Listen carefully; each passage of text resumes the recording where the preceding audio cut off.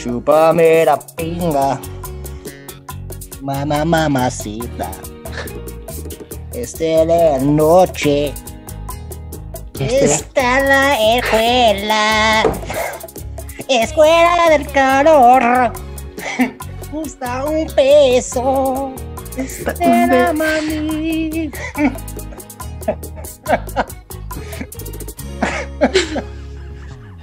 Escúchame, mami. Bonne chance. ¿Qué quieres? Está cerca.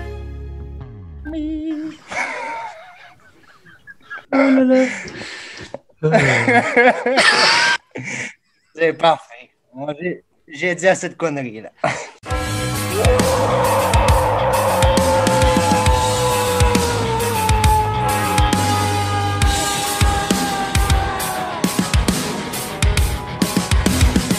Bon, qu'est-ce qu'il y a? C'est pas bon? Non, mais c'est au-delà de ça, je crois. Salut tout le monde, bienvenue à C'est pas bon le podcast avec 4 petites terreurs. Joyeux Halloween. Joyeux Halloween, les amis, c'est notre spécial Halloween, podcast C'est pas bon. Premier spécial Halloween. Premier spécial, mais en fond spécial juste parce que c'est l'Halloween, on s'en calisse. On n'a pas fait de spécial Pâques, non, on l'a fait. Non. C'est vrai, ouais. Puis on a fait des spéciales fêtes pour chacun aussi, on a fait des petits spéciales pour chacun. Si. Oui, on a célébré la fête pascale la dernière fois. Ouais, c'était tout un moment. Il y a beaucoup de spécial. Donc, joyeux Halloween de confinement, je change pas grand chose, actuellement, mais... Ouais, il va juste avoir moins de monde qui vont passer pour les bonbons. Si, je pense qu'il y aura personne. Je sais pas. Moi, je sais pas encore, parce que, tu vois, nous, on a quand même décidé de décorer. Il y a 2 maisons aussi sur notre rue qui ont décoré puis qui ont des belles décorations. Fait qu'on espère qu'il y a quand même quelques Halloweeniens qui vont passer. Fait que, tu sais, on va espérer pour les enfants, ça va leur faire une petite sortie. Puis, tu sais, quand on était jeunes, c'était le fun de sortir puis aller se pogner des bonbons. Fait que j'espère... que les parents vont quand même prendre les précautions qu'il faut. J'aimais beaucoup ça, vous pognez les bonbons. Désinfecter chaque bonbon un à la fois. Ah, ouais, c'est ça que je sais pas trop. Ouais, parce qu'ils disent qu'il y a le monde qui passe Halloween, qu'il faut qu'ils attendent 2 jours après avant de manger les bonbons. Ben ouais, c'est ça. Ça serait la meilleure affaire, là. T'attends une semaine, t'es sûr que tes bonbons sont corrects, là. Tu parles de quel, en tout cas? Mais Chris, quelle torture faire ça aux enfants, c'est comme bon. Vous pouvez pas manger à soir, fuck you. Ouais, c'est ça. Vous attendez 2 jours. C'est chiant. Surtout que nous, l'Halloween, c'est sur le déclin. T'sais, COVID, pas COVID, l'Halloween, c'était rendu de la marge. Genre, plus personne donne de bonbons. Pis... Ben, il y en a encore, mais c'est sûr que. C'est pas comme avant. C'est plus que c'était comme avant. Mais justement, moi, tu vois, je suis le genre de personne qui veut que ça perdure. Fait que je suis le genre de Québécois qui veut que ça reste dans notre culture. Puis qui veut redonner aussi aux petits-enfants, tu sais. Fait que, tu sais, j'aime bien, ça, moi. Ah, c'est parfait ça. En tout cas, ouais, fait que j'aime ça donner des bonbons pour les jeunes. Et pogner les bonbons des jeunes. Oh, dans ma pédovane blanche. Ah oui. Ah là là. Oui, il a fait des belles décos quand je suis arrivé. Ouais, je les ai installés vite fait. Mais c'est des petites décos, là. C'est pas la grosse affaire, là. Mais... Est-ce que t'as fait une citrouille? Non, j'ai pas fait de citrouille cette année. On a été un petit peu late. Beaucoup de travail, peu de décoration. Et en plus, on sait même pas s'il va y avoir des Halloweeniens. On a décidé d'y aller très... d'y aller très minimaliste. Fait que, tu sais, c'est une coupe de petites décorations avec des petites lumières, là, juste pour dire que... Il y a un Halloween qui se donne dans notre maison. Là, fait que... Je les ai vues, elles sont très jolies. Parce que oui, je suis à Montréal. Si.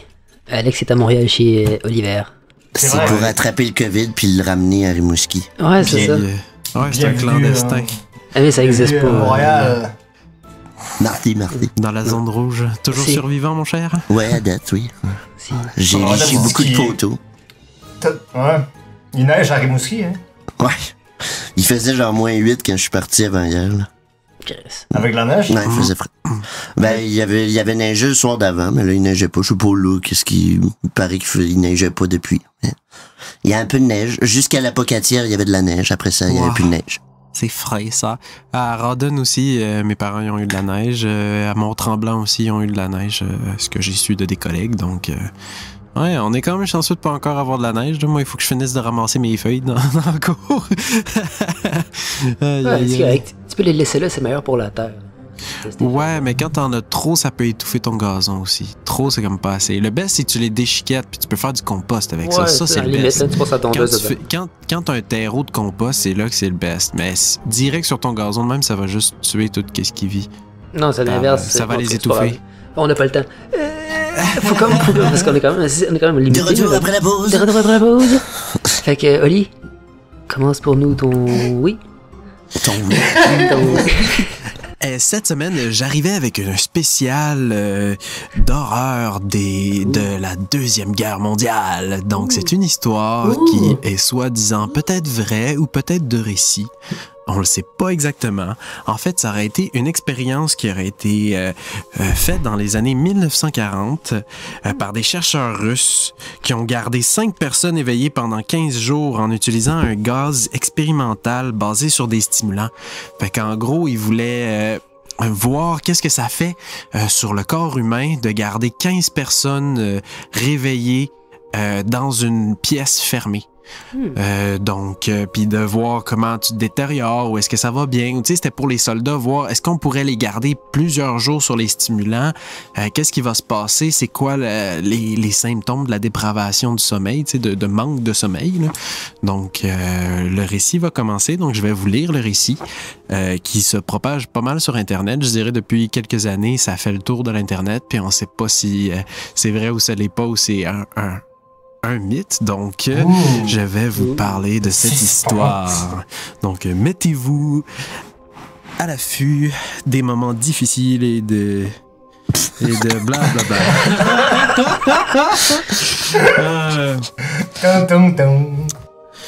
Donc, les 5 soldats qui étaient des prisonniers de guerre, ils étaient enfermés dans un environnement scellé afin de pouvoir contrôler leur consommation d'oxygène de manière à ce que le gaz ne les tue pas. Étant donné qu'il était toxique à partir d'une concentration élevée. Donc, le gaz était toxique s'il y en avait en trop grande quantité dans une salle. Cela a eu lieu avant l'invention des caméras et circuits fermés.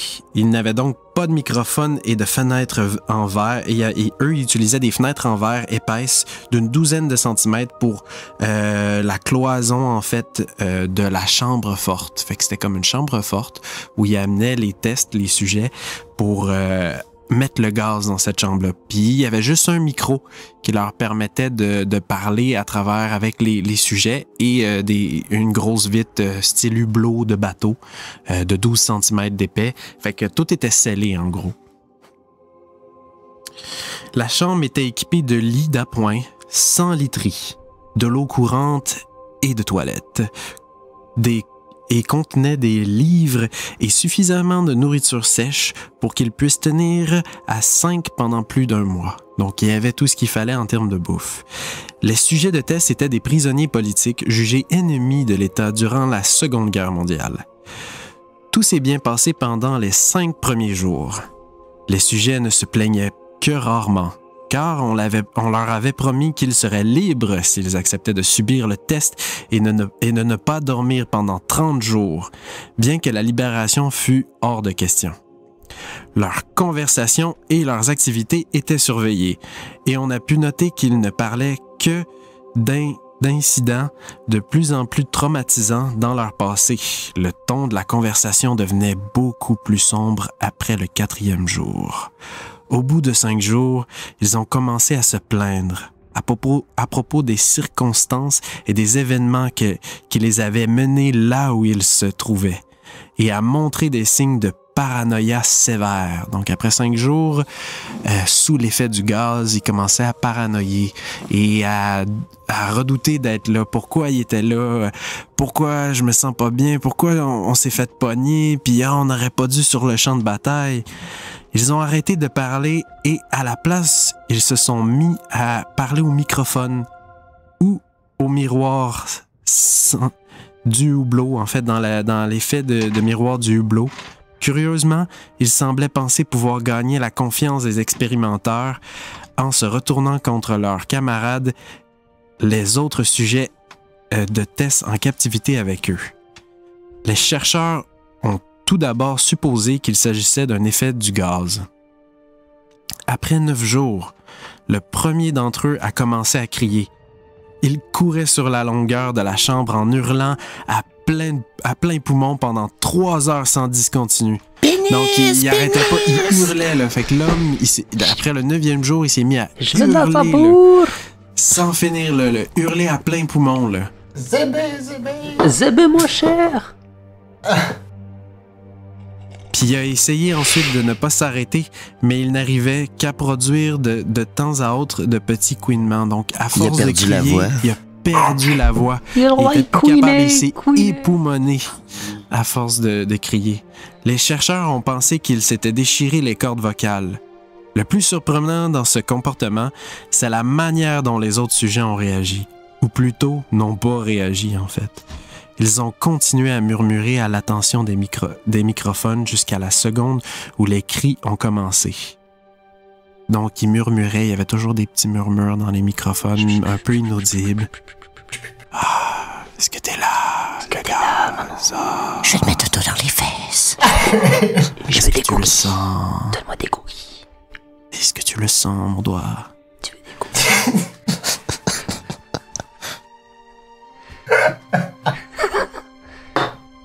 What? On n'a plus de lumière. Vous avez plus de lumière? Non. Ah, Laurie, elle a fermé la lumière. Il fait tout noir. Va faire tout noir. Ta Il fait gueule. vraiment tout noir. Je vais aller vraiment tout noir. réallumer la lumière et je reviens sur mon sujet. J'ai remis une petite musique.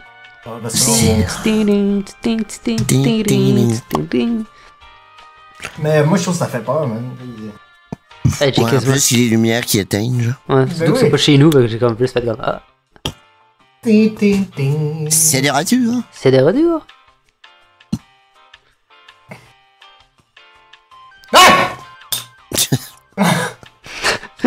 C'est parce que ton image bouge avant ton son, genre. Avec... C'est ça.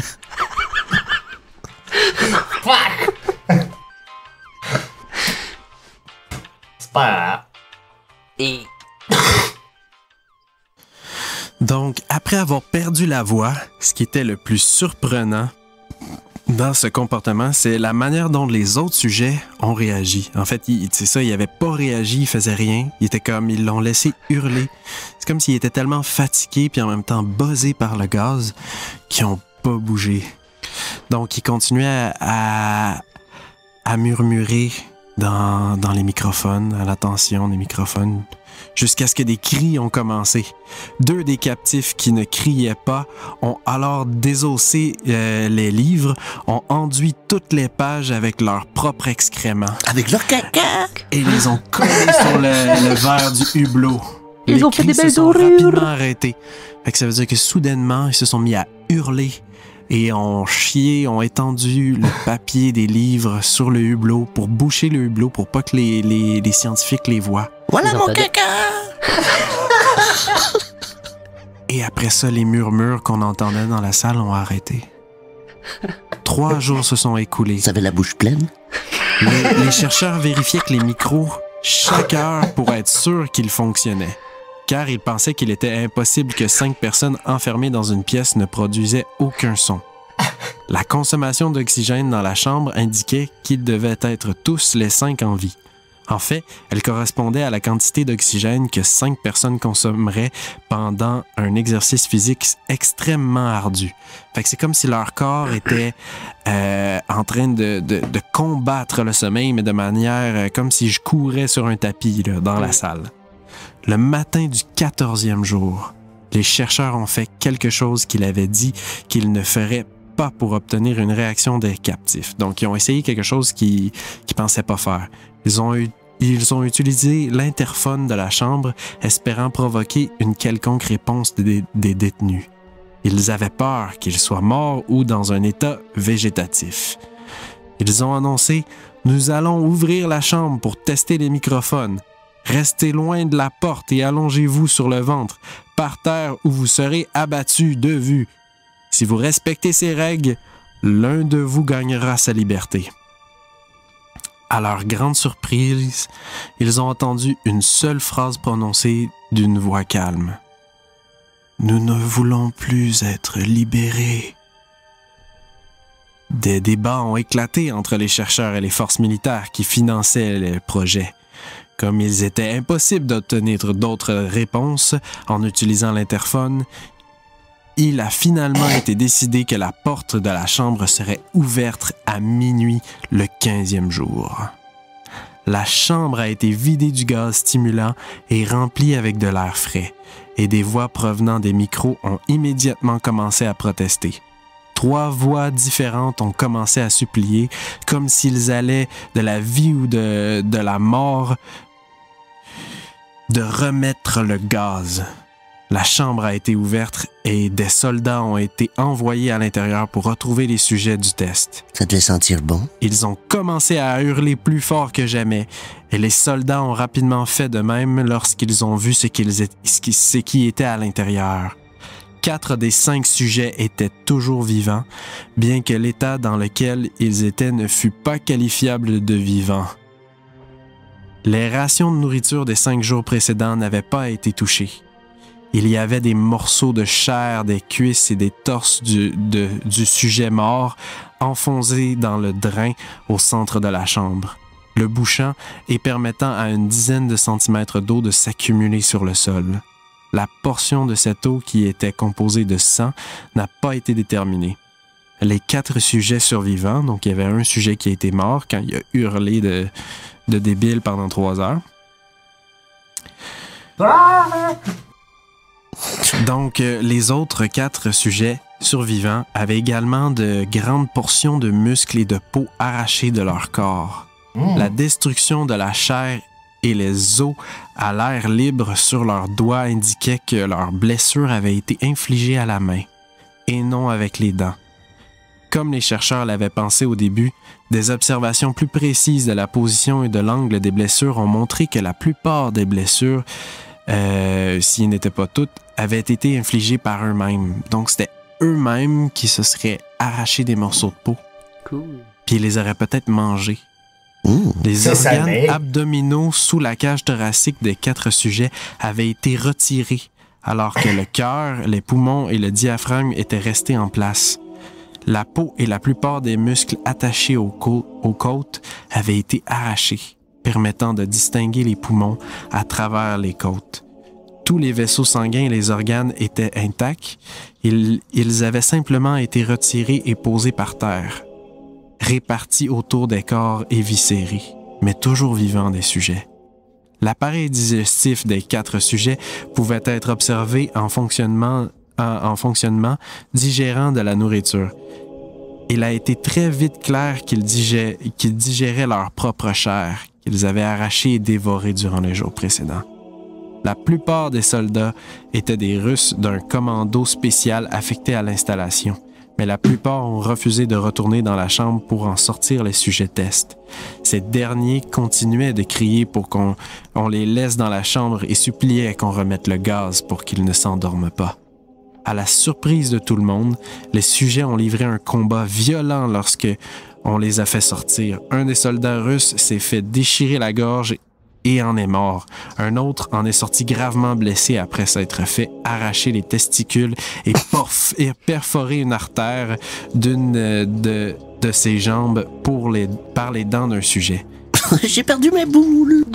Il a perdu ses boules et s'est fait mordre. Oh. Son paquet.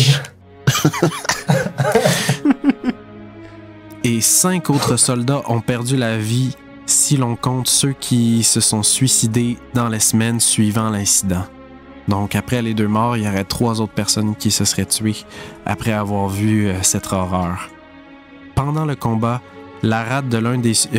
ils ont essayé de sauver les sujets, en fait, qui étaient rendus toutes malades, tout ouverts de partout.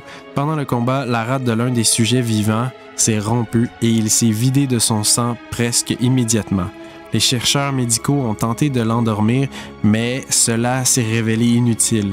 On lui a injecté plus de 10 fois la dose maximale pour un humain de dérivé de la morphine et il continuait de se battre comme un animal enragé, brisant ses côtes, les côtes et les bras des docteurs qui les retenaient. On a pu constater que le cœur a continué à battre pendant 2 minutes entières après que l'hémorragie l'ait amené à un point où son système vasculaire était rempli avec davantage d'air que de sang. Même après qu'il se soit arrêté, il a continué de crier pendant 3 minutes, s'efforçant d'attaquer quiconque venait à portée et en répétant continuellement le mot « plus, plus ». Faiblement, de plus en plus faiblement, jusqu'à ce qu'il soit réduit au silence.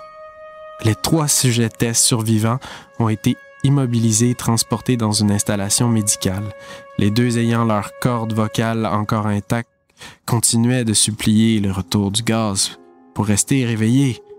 Celui des 3 ayant le plus de blessures a été emmené dans le seul bloc opératoire dont l'installation disposait.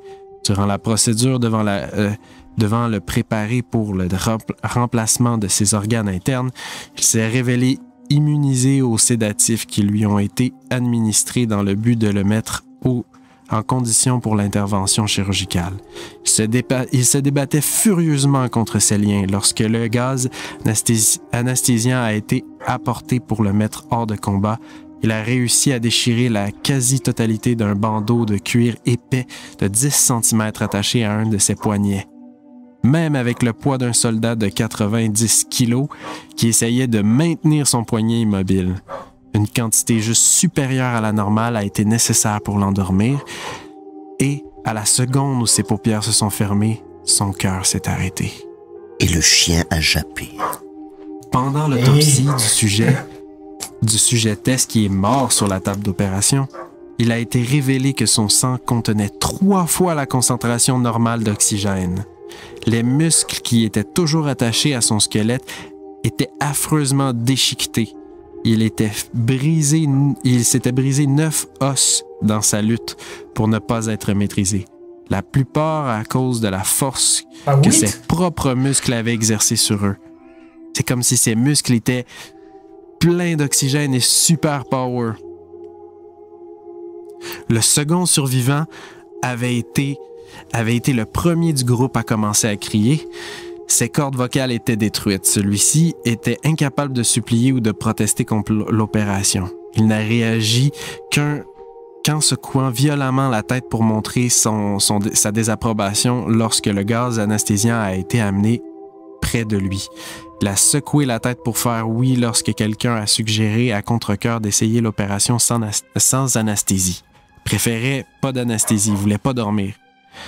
Et il n'a pas réagi pendant les 6 heures qu'on nécessitait le remplacement de ses organes abdominaux, la tentative de les recouvrir avec ce qu'il restait de peau. Le chirurgien président de l'intervention n'arrêtait pas de répéter qu'il devrait être médicalement impossible pour le sujet d'être encore en vie. Une infirmière terrifiée qui assistait à l'opération a affirmé qu'elle avait vu la bouche du patient former un sourire plusieurs fois à chaque fois que ses yeux croisaient les siens. Lorsque la chirurgie a pris fin, le sujet a regardé le chirurgien et a commencé à siffler fortement, essayant de parler en se débattant. Supposant que ce devrait être important, le chirurgien a demandé à ce qu'on lui apporte un crayon et un calepin afin que le patient puisse écrire son message. Il était simple. Continuez à couper. Les 2 autres sujets tests ont subi la même intervention, tous les 2 sans anesthésie. Cependant, il a été nécessaire de leur injecter un paralysant pendant la durée de l'opération. Le chirurgien n'avait pas à effectuer la chirurgie pendant que les patients riaient continuellement. Une fois paralysés, les sujets pouvaient seulement suivre les médecins des yeux. Le paralysant a été éliminé de leur système après une période anormalement courte. Ils ont rapidement essayé de s'échapper. Au moment où ils ont pu recommencer à parler, ils ont recommencé à demander le gaz stimulant. Les chercheurs ont essayé de leur demander pourquoi ils s'étaient infligés ces blessures, pourquoi ils avaient arraché leurs propres entrailles et pourquoi ils voulaient de nouveau le gaz. La seule réponse qui a été donnée était « Je dois rester réveillé ». Le lien des 3 sujets a été renforcé et ils ont remplacé dans la chambre en attendant de savoir ce qu'on allait faire d'eux. Les chercheurs faisaient face à la colère des bienfaiteurs militaires à cause de leur incapacité à atteindre le but qu'ils leur avaient fixé. on pensait à les euthanasier. L'officier commandant, un ancien agent du KGB, a au contraire vu le potentiel en eux et a voulu voir ce qui se passerait si on les replongerait dans la chambre à gaz. Les chercheurs s'y ont fortement opposés, mais leurs objections ont été ignorées.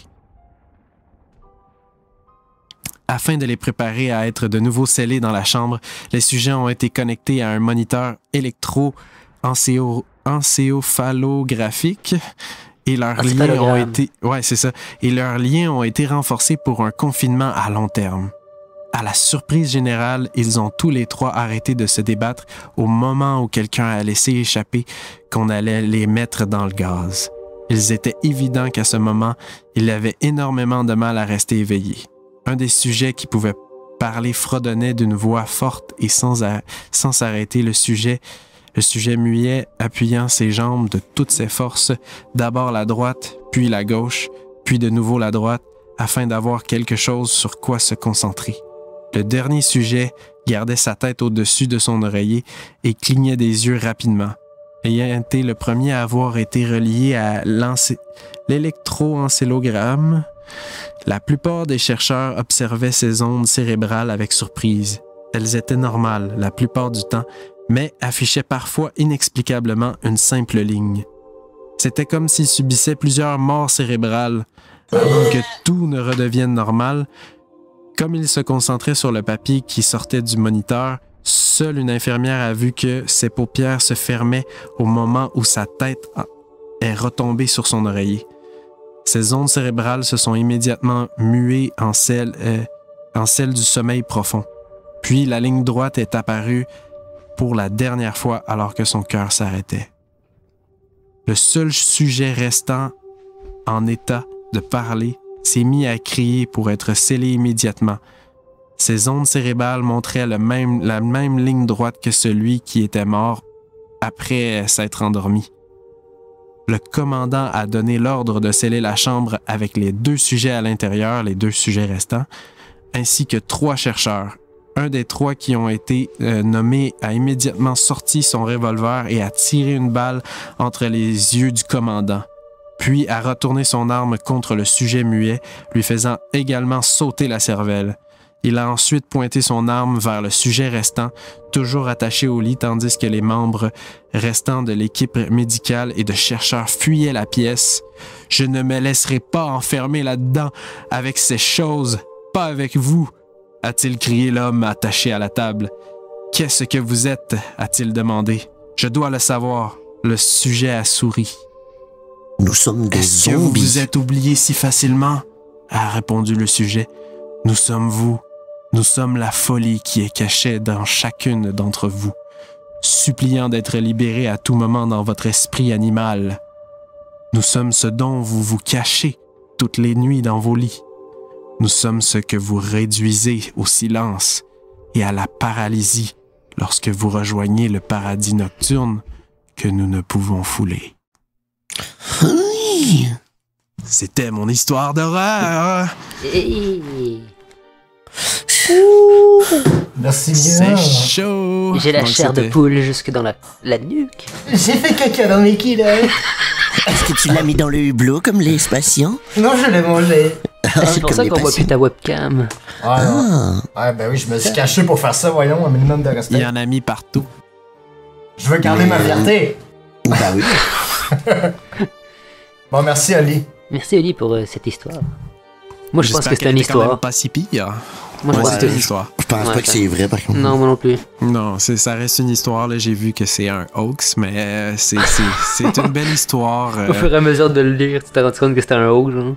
Non, je l'avais déjà. Tu savais avant. Moi, j'avais déjà entendu l'histoire et tout. Puis la première fois que je l'avais entendu, avec des images qui me démontraient de quoi avaient l'air les patients pris en photo, puis tout, t'étais comme oh my god, ça donne vraiment l'impression. Puis quand c'est bien narraté aussi, c'est encore un peu meilleur. Parce que là, il y avait des bouts qui étaient un peu mal écrits là, dans l'histoire. Là, fait que je narratais, puis j'étais comme whoop, c'est quoi ça?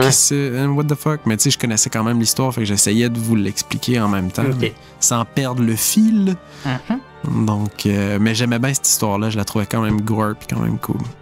Ouais, comme tel, c'est nice, là. Genre, c'est fucking en Christ, là, que tu dormes pas pendant, genre, fucking longtemps, pis tu vires juste fou, là. Je pense que le vrai record, c'est genre 11 jours, pis c'est juste que physiquement, ton corps lâche, là. Ouais, ben c'est ça. Si tu restes trop réveillé longtemps, à maner, c'est comme une question de mental. Non, c'est ton corps qui est juste plus capable, pis que tu t'en meurs, tout simplement, là, tu sais. Alors, dormez bien, les cocos. Dormez bien. Ouais, parce que la dépravation de sommeil, ça peut rendre fou, en fait. Oui. Il y a plusieurs maladies mentales qui peuvent être créées à cause de ça et engendrées par ça, dont la bipolarité, c'en est une qui est souvent causée à cause des gens qui dorment pas assez. Donc, ça peut inciter certaines maladies mentales. C'est important de dormir, les amis. Alors, bon dodo, à demain. Prenez un petit déchet ou allez vous coucher. On va aller dormir. Ouais.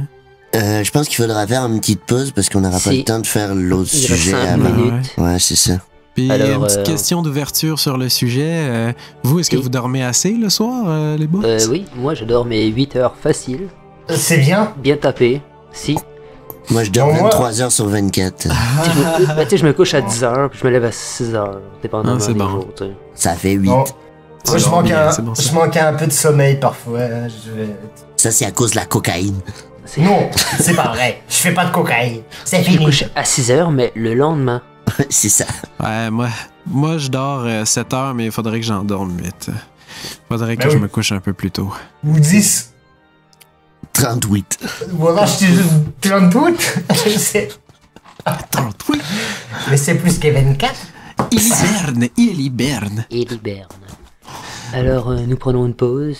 C'est une pause cigarette. Une pause café.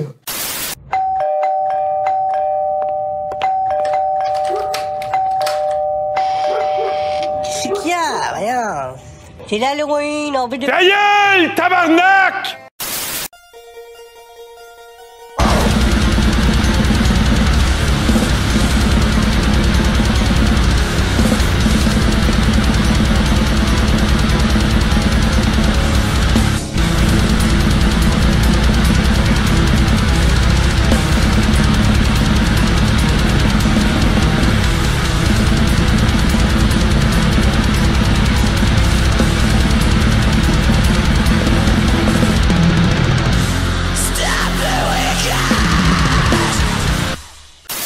De retour, on revient de cette pause.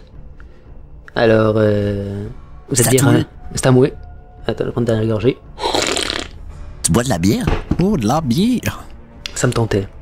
C'est weird. C'est rare. C'est l'Halloween, il faut fêter ça. Ouais! C'est une bière à l'herbe de bison. Regardez. Oui. Ah ben oui. C'est une bière de saison. Ça coûte l'herbe, en tout cas, c'est bon. Oh, c'est mon nom. Il y a de la vodka aussi avec un herbe de bison dedans. Oui, c'est vrai, et c'est bon. Oh. C'est de la bonne vodka. C'est fancy, ça. Allez, vas-y, monsieur Bison. Alors, pour commencer, ça va bien les mecs? Oui. Ça va bien, et toi? Oui. Moi, pour vous, pour cette Halloween, j'ai une histoire, pas tant Halloween, parce que je serais pas Halloween, parce que je suis allé avec une histoire un peu plus historique, top. Ah, mais c'est cool. Moi, c'est une histoire vraie pour de vrai, juste pour vous mettre en contexte. Ah, pour de faux? Ouais, pour de vrai, c'est vraiment quelque chose qui existe pour de vrai. De vrai. Pour de vrai. Après ça, pour de vrai, c'était dur de trouver genre les sources, parce que d'une source à l'autre, ça divaguait, fait que j'ai comme... T'avais des informations différentes, genre? Ouais, mais tout se ressemblait, mais c'était des petites différences de qui avait fait quoi. C'était comme... Qu'est-ce qui s'est vraiment passé? Si, fait que j'ai fait comme un melting pot. Ouais, c'est ça. L'histoire, c'est pas mal ça, pareil. Là. Donc, moi, pour commencer, mon histoire commence à Budapest, le 11 janvier 1938. À l'appartement 46B de la rue de Daube, il y a une foule qui s'attroupe parce qu'on a trouvé un homme qui est tombé qui s'est jeté en bas d'une fenêtre.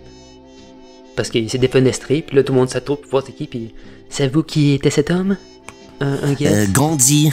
Non, on est à Budapest. Gandhi de Budapest. Non, c'était Maurice Richard. Un peintre funesque. C'était Rezos Serres. Oh, je savais. Oui, ce sacré Rezos. Savez-vous qui est Rezos? Non.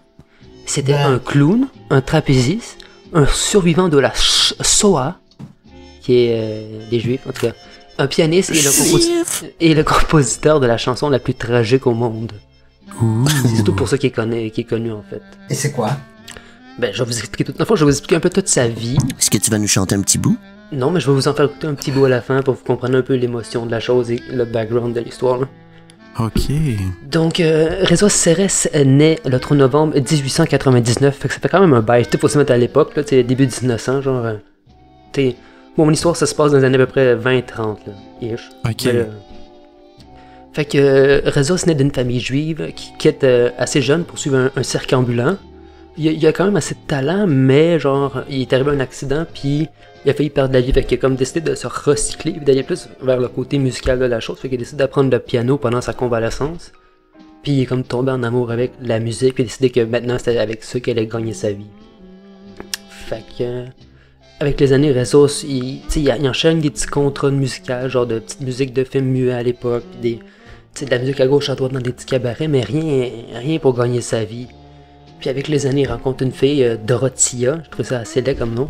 Comment? Dorothea? Ouais. C'est pas Dorothée, là, c'est Dorothea. Dorothea. Mais tu sais, c'est en Hongrie, hein. Faut se dire. Fait que, je me dis peut-être que là-bas, c'est comme. Toutes des caves, les Hongrois. C'est genre un genre de Céline hongrois, je sais pas. Là. C'est une sorte de Doritos. Si. Alors, il se marie avec Dorothea, mais après une couple d'années, une quinzaine d'années, elle décide de le quitter parce que elle est malheureuse avec lui, ses affaires marchent pas, pis c'est pas le musicien qu'il aurait voulu être. Fait que lui, attristé de chagrin par rapport à cette rupture. Cette rupture aussi, parce que lui, dans le fond, il essaie de toujours envoyer des musiques à des affaires de radio, puis à chaque fois, il se faisait refuser. Fait que c'est toujours échec après échec. Il écrivait des genres de chansons drôles. Ish, mais ça marchait pas. Genre, comme un peu à l'époque, genre Bon Vivant avec ben petit piano, genre. Des danseuses, hein, fait que c'était un peu ça à l'époque. Mais là, lui, attristé de son chagrin, il a comme utilisé l'émotion du moment. Puis il est comme allé à son piano, puis il a comme commencé à écrire une mélodie, mais c'est quelque chose de vraiment genre. Une mélodie en do mineur. C'est un son vraiment différent pour l'époque, quelque chose de. Un peu cynique, en fait. Ouais, c'est ça, un peu glauque, genre vraiment qu'elle allait avec l'époque, mais. Tu sais, c'était ça sur le moment. Fait qu'il était allé avec ça, puis il est allé voir un de ses amis, Laszlo Javar, un de ses amis poètes, qui lui aussi à l'époque vivait la même chose. Sa blonde l'avait quitté. Fait qu'il aussi était filé un peu le mood, fait qu'il a décidé d'écrire des paroles pour cette chanson-là, puis de les chanter, puis les paroles en tant que telles parlaient genre de la rupture, la douleur d'une rupture, puis le bonheur de se rejoindre genre dans l'au-delà, genre, si tu veux. Fait que c'est un peu creep de genre, hein, c'est pas grave si tu m'aimes plus là, quand on va mourir les deux ensemble, on va se retrouver, pis t'es comme, ok. C'est un peu creep, en effet. Ouais, c'est ça. Fait que tu fais, ok, fait que là, après ça, il prend son démo, il essaie d'envoyer son démo, tu sais, il essaie de montrer à des agences, à des producteurs de sa chanson. Le premier, il dit non. Tu sais, attends, je sais tout, il dit carrément que c'est pas que la chanson est trop triste, c'est qu'il y a une genre de désespoir irrésistible dans elle. Il croit pas que c'est un bon moment d'entendre cette chanson-là, parce que, pour vous remettre en contexte, on est entre la première et la deuxième guerre mondiale. Ouais, c'est de retour après la première. C'est ça, là, c'est la grande dépression partout. Tu sais, à New York, il n'y a plus rien, tu sais, c'est comme. C'est la merde, tu sais, c'est la plus grande crise économique jamais connue, genre, tu sais, autant aux États-Unis qu'en Europe, c'est genre là partout, genre, fait que tout le monde est comme déprimé, il y a genre un haut taux de chômage, il n'y a pas de job. C'est la merde à grandeur, fait que ça va pas bien en général. Déception. Trahison. C'est ça. Il arrive avec sa chanson, il l'appelait en grec, pas en grec, en hongrois, Smoru Versapanapen. Ah ben, mon hongrois, il est pas tête, là. Szomorú vasárnap. Oh, Il est pas tête. En français, on pourrait le traduire par soit Sombre Dimanche, ou en anglais, Gloomy Sunday, genre. Ça, c'est pas la tune ouais, ça, c'est pas la tune de U2, Bloody Sunday. Ça, c'est Gloomy Sunday.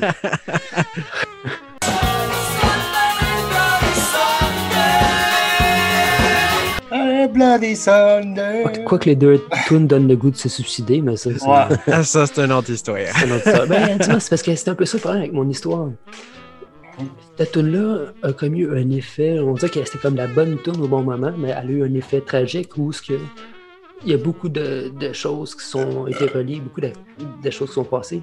Il y a eu beaucoup de suicides reliés par rapport à cette tune-là. C'est genre, quasiment tu l'entendais, puis c'est ça que tu avais envie. Tabarnak, je m'as pas les couper juste pour que tu aies l'air d'un crise de porc. En plus, je l'ai fait loin du mic. Oui, mais... Oui, mais là... Fait qu'après ce jingle des entrailles à Carl, donc c'était vraiment tragique là, comme moment. C'était vraiment rough. Tout le monde déprimait, fait que c'était comme... Mais tu sais, quand t'entends la musique, je vais vous faire entendre, tu vas comprendre un peu le vibe, que c'est vraiment... Allez, vas-y! Mais après que genre, t'as écrit ça...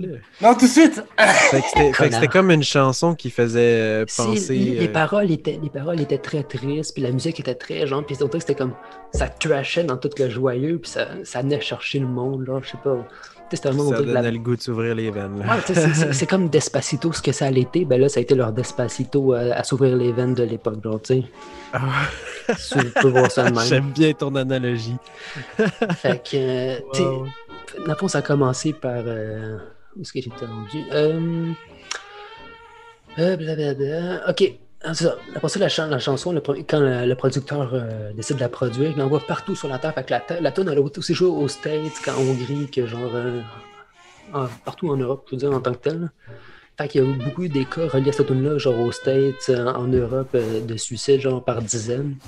Ça a commencé genre soit par du monde, tout ce qui était relié avec, c'est soit que la tune jouait, qu'il y avait des partitions de cette tune-là, ou que le monde écrivait les paroles de cette tune-là, genre. Fait que t'as carrément eu une jeune vendeuse de Berlin qui a été retrouvée genre perdue dans son appartement avec la toune qui jouait genre sur son tourne-disque, sur le repeat à côté, genre dans le cut-off, genre depuis des heures. Puis à un moment donné, ils ont juste rentré en défonçant, là, genre on voit qu'est-ce qui se passe, puis elle était là pendue avec ceux qui jouaient à côté, genre. C'est intense. La toune, elle jouait dans la rue, genre, puis l'entendait par un orchestre, genre, puis il a juste genre capoté, puis il disait genre je suis plus capable de l'entendre cette tune là, puis juste me restait dans la tête, puis le gars il est juste rentré chez eux, puis c'est juste genre blowé la tête, genre il s'est tiré dans la tête. Ça avait un pouvoir sur les gens. Ouais, c'est ça, c'est comme la tune au moment, genre qui a juste genre, tu sais, c'est la goutte de trop, genre de tout leur malheur, qui a juste fait genre. Ça fait juste que ça te ramène à toute la misère que tu vis en ce moment, puis tu vois juste le mal puis le mauvais côté des choses. Ouais, il y a un monsieur qui lui, il l'a joué au piano, genre, il l'avait joué pendant genre en boucle pendant des heures, puis on a juste fait genre fuck up, c'est j'étais en bas de chez eux, tu sais. Je sais aussi remarqué, à l'époque c'était une façon de se suicider, c'est j'étais en bas d'une fenêtre, genre, je comprends pas, mais ça me semble pas quelque chose que tu vois tous les jours maintenant. Là. Non, se jeter en bas des buildings, là. C'est vrai qu'il y a beaucoup de films comme ça, là, que le monde veut se suicider, ils sont sur le bord de sauter en bas d'un building ou quelque chose comme ça. Ça, le vieux, lui, c'était à New York. Il y a une secrétaire à New York, elle a s'est gazée dans son char avec une note qui c'était écrit, genre, faites jouer Gloomy Sunday à mes funérailles, genre, pis... C'était un jeune qui se tue, genre, pis qui écrit les paroles, genre, à pu finir. C'est vraiment, genre, une tune qui leur rentrait dans la tête, pis qui est juste... C'est une époque où ça jouait à radio, tu peux t'acheter des vinyles, fait que, à un moment donné, la BBC a juste carrément banni, jusqu'en 2002, la tune a été bannie des ondes des BBC, c'était impossible à jouer. C'était comme sur le blacklist, parce que les autres, c'était un phénomène qui arrivait, qu'ils comprenaient pas, c'était limite planétaire pour l'époque, genre, qu'ils ont juste fait genre, ok, on arrête ça. Parce que ça fait trop de ravages. Ouais, il y aurait même une rumeur que supposément il a voulu ressortir, il a voulu retourner voir son ancienne femme, genre pour essayer de la reconquérir, puis elle se serait suicidée en entendant cette musique-là, genre, puis je sais pas. Ça, par contre, ça resterait un oui-dire, là, c'est pas prouvé, là. Mais, ouais, qu'est-ce qu'on mort de chagrin? Ça rajoute à l'histoire. Ouais, puis par la fin, la grande peine du Grand Resto, c'était pas fini, parce que, si je sais pas si vous vous rappelez, lui est de famille juive. Donc on arrive en Deuxième Guerre mondiale, il se fait attraper, finit dans des camps de travail, mais survit malgré tout à ses années de labeur, finit par sortir de là, et malgré tout, par après à ça, il a jamais réussi à... Tout le reste de sa vie était genre un malheur par rapport à cette chanson-là. Il a jamais réussi à refaire d'autres chansons qui ont pogné, c'était toujours de la merde, genre. Fait que il n'y a jamais rien eu par après, puis il a juste fini en long janvier, justement 38, au début, à se jeter par la fenêtre de chez eux pour essayer de se suicider, mais je sais pas, il a peut-être mal jugé les distances, mais ça l'a pas tué, ça l'a juste genre gravement blessé. Fait qu'il l'a envoyé à l'hôpital, mais à l'hôpital, il s'est pendu avec genre un tube de rubber, genre. Fait que c'est comme ça. Il s'est improvisé. Comme ça, il essaie de se suicider une fois, ça n'a pas marché, puis à l'hôpital, il s'est juste pendu dans sa chambre avec un shit de rubber. C'est comme ça qu'est mort le jeune Razor Ceres. C'est vraiment triste, ça. Ouais, c'est ça, pis c'est comme... C'est bizarre, c'est... tout le mythique autour de cette tune-là, qui est genre... Ouais, ok. Fait que j'essaie de vous faire entendre ça. Je sais pas comment je vais... Je sais qu'il y a une façon de vous faire share mon son. Fait que ça, c'est le bout que je vais couper au montage.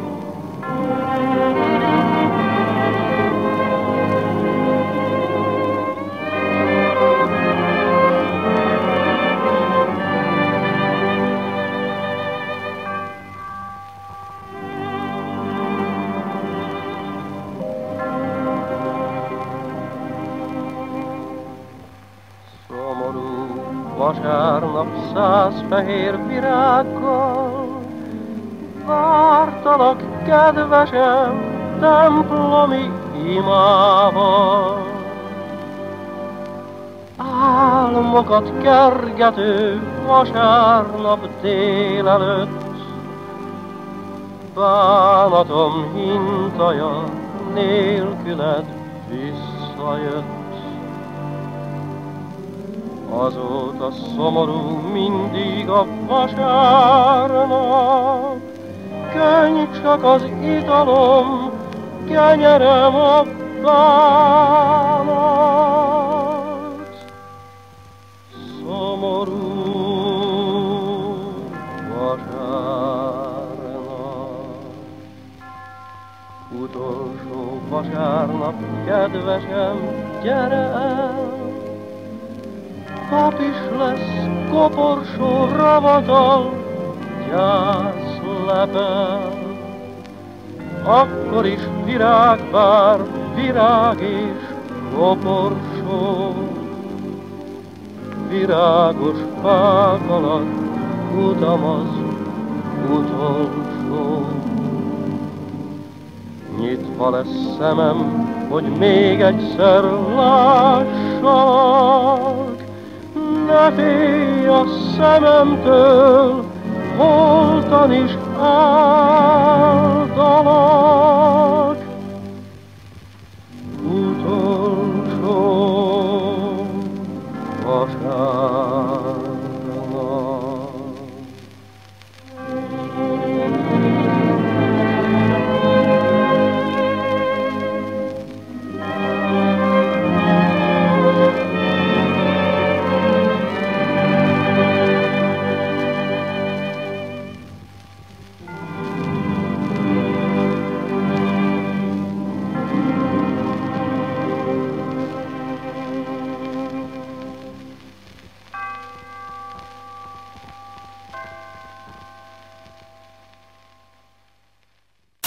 Ah voilà.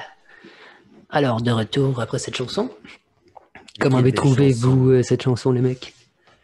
Ah, c'était cool, c'était spécial, hein? Ah, tu sens un peu genre le... Ouais, tu sens le vibe. Que c'est dépressif. Là. Ouais, ben c'est ça. Pour l'époque, c'était pas quelque chose de commun en tant que tel, des tunes de même, genre. Ouais, j'ai pissé du sang. T'as pissé du sang de tristesse. Nice. Je pense pas que c'est la tristesse qui te fait pisser du sang, mais... C'est quoi d'abord? C'est son pénis. C'est mon pénis. C'est ton pénis. C'est ton pénis. Alors, c'était tout pour moi, les tafioles. Bravo. Merci. C'était cool comme histoire. Mais en même temps, très triste et tragique. J'ai pleuré. Oui, on a tous pleuré comme des madeleines. C'est la toune qui tue. Ah, puis j'ai une autre histoire d'horreur quick pour vous autres, mais ça c'est spécial garçon, ça dure 30 secondes. Ok. C'est une histoire d'horreur que ma blonde m'a racontée de l'hôpital. Mis en contexte, on a un homme avec une sonde urinaire. Ouais. Qu'il faut transférer d'une civière à l'autre. Ah. Alors l'homme est couché. Nous tirons sur le drap pour le transférer d'une civière à l'autre. Malheureusement, la sonde reste coincée après la première civière. Est-ce que vous savez comment marche le principe d'une sonde? Oui. On rentre le petit tube pour ceux qui ne savent pas. Dans l'urètre. À l'intérieur de la vessie, il y a un petit ballon qui gonfle pour pas que ça ressort. Vous comprenez? Si. Oui. Ouais. Sauf que lui, par la force des choses, malheureusement... Ça ressortit. L'homme est tombé par terre, Oh. ayant pour effet de tirer sur la sonde avec grande force. Pour effet de genre... Déchirer couper son anus. Non, couper son pénis en deux. Son urètre. Oh, son couper urètre, sa oui, graine. c'est vrai, oui. Ça y a coupé le pénis, Ouais, ça Anna y me- a arraché Anna- l'urètre. Non, ça y a juste carrément genre... Non, mais c'est comme si t'avais Je genre prends un bien ballon ouvert, d'un ouais. demi-pouce genre qui te sortait par la graine. Qu'est-ce que tu penses que ça fait? Ça y a juste genre... Aïe, au coup, un peu comme une Chopé, saucisse hot dog. Là. Ah. Yeah. Comment estimer? Elle m'a dit, genre, tu prends une saucisse, coupe-la en deux. C'est en plein ça. Genre. Ah non. Comme Anne une me banane l'avait que tu raconté, fais de chaque celle-là, bande. là. là. Ah. Il a-tu surmorcé ou c'est quelque chose? horrible. Il a-tu Non, senti la... chanceux dans sa malchance, l'homme était paraplégique. Pas paraplégique, ben il sentait rien, il était pas capable de Il marcher. n'y avait pas de Il n'y sensation. a pas de sensation en bas de la ceinture, fait que chanceux, ben tu sais. Il a pas senti son pénis C'est exploser. quand même, Ben, t'as dû quand même hurler, là, comme- parce que, Ben, tu sais, je pense que c'est mentalement de genre, yo, tout de même, vous avez genre fracturé ma zigpa, là. c'est pas Pas la cool. zigba, les buissons. Fait que, ouais, si, ça, petite ah, histoire ça, d'horreur non, quick c'est pour... assez... Ah, c'est dégueulasse. Ouais, c'est ça, Ah, c'est pas c'est cool. quelque chose, Ah, ça. imagine, ton pénis, il est genre... Non, non, je... Ouais, non, je veux même pas l'imaginer, là. T'sais. Hey, il rouvre en deux, là. Ouais. Ça doit être horrible, pis Ouais. le mal que ça doit Ouais, faire. parce que là. c'est juste trop gros ce qui essaie de me passer, fait que ça fait genre... Toutes les coutures, ils C'est pètent pire jusqu'en qu'une haut. fracturation du pénis, là. Là, c'est vraiment Ben là, genre, c'est tu comme on l'ouvres, le là. recoue, là. Tu sais, c'est genre, on Ah, le c'est referme en sûr. deux, puis... on recoue ça de chaque bord, là. Aïe, aïe, aïe. Non. Alors, merci. Au revoir. Au revoir. Est-ce qu'on a assez de temps pour aller? Attends, je vais regarder combien ça fait de temps. Ça fait 54 minutes. Donc, en théorie, ça fait 15 minutes. Ça fait genre... Ouais, on a le temps, ça veut dire. Ça devrait. T'as-tu... Je sais pas si c'est long. Non, D'accord. pas Alors, particulièrement. tu sens chaud, vas-y. Ouais, on va faire ça. Vas-y. Moi, c'est ça, j'avais vraiment pas d'idée quoi faire. Puis j'étais arrivé chez Oli, puis j'avais rien. Puis Oli m'a donné comme idée de parler de meurtre dans les sports. Si. Fait que j'en ai choisi un, ben le plus connu, à mon avis, qui est O.J. Simpson. Si. Ouh. Oui, C'est qui qui O.J. Simpson?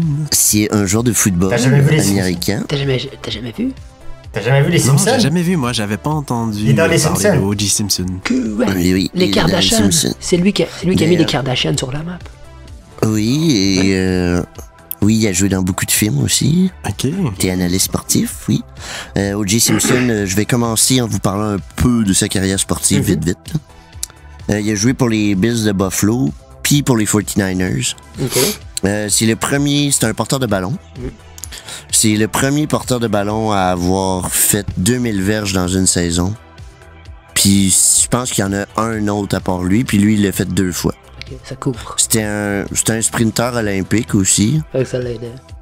Ouais, c'était un gars vraiment rapide. Là, tu sais, c'était un gars de 6 pieds 1, 220 livres, qui courait vite comme l'éclair. Ouais. Là. Fait que, il y a eu un MVP, puis il a été 5 fois au Pro Bowl. Il a jamais gagné le Super Bowl, mais il a perdu en finale. Ok. OK, fait que c'est rendu vraiment proche du Super Bowl. Ouais, mais il a perdu. Il a jamais gagné. Mais ouais, il a été introduit au temps de la renommée, puis tout. Là. C'est un des plus grands porteurs de ballon de l'histoire. Puis c'est vraiment une légende de ce sport-là. Mais il a été surtout connu pour ce que je vais vous raconter.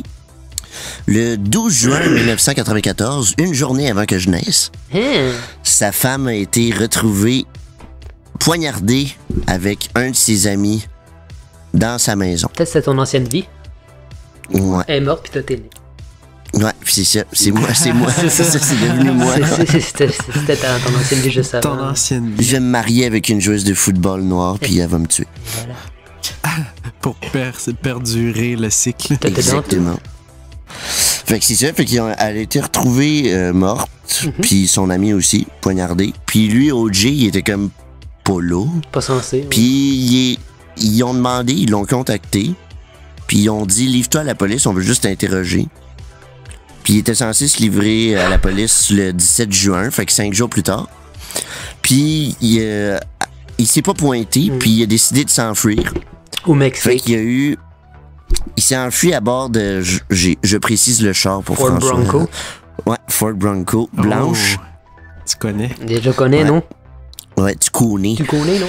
Puis la poursuite a été diffusée en direct à la Ouais. TV. C'était fou, ça. Puis c'est tellement devenu gros C'était pendant la finale de la NBA.